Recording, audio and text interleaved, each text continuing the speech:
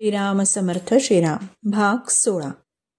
कल्पना करा, पंक्तीमध्ये वाढपी वाढतायत. जेवायला बसलेली एक व्यक्ती, कोणती एक व्यक्ती, इतरांच्या पानाकडे काय काय वाढतायत ते ती लक्षपूर्वक बघतीये. आता काय चटणी वाढली, आता काय कोशिंबीर वाढली, आमटी, भाजी, सर्व पदार्थ वाढताना शेजारच्या पानांमध्ये बघणं चाललंय.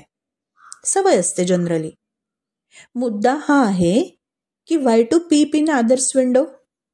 दुसऱ्यांकडे पाहण्याची गरजच काय?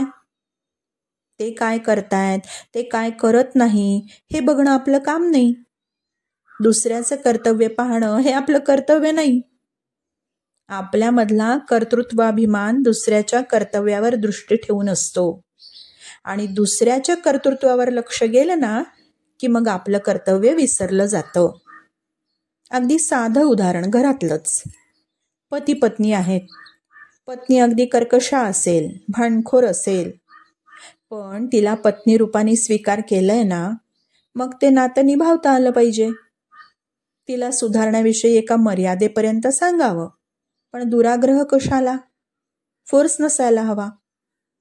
मी पती आहे, मी तिला सुधारेनच, हा अभिमान नको. हा कर्तृत्वाभिमान इतर लोकांशी ठेवणं सुद्धा अयोग्य. त्यामुळे आपण आपल्या कर्तव्यापासून दूर जाण्याचा धोका इथे निर्माण होतो. एक गोष्ट लक्षात ठेवण्यासारखी आहे. कर्म करताना त्या रोल पुरतेच आपण असतो.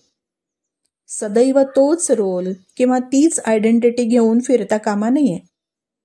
समजा एखादा व्याख्यान देणारा जेव्हा आपलं व्याख्यान देतो, तो तेवढ्या काळापुरता व्याख्याता असतो.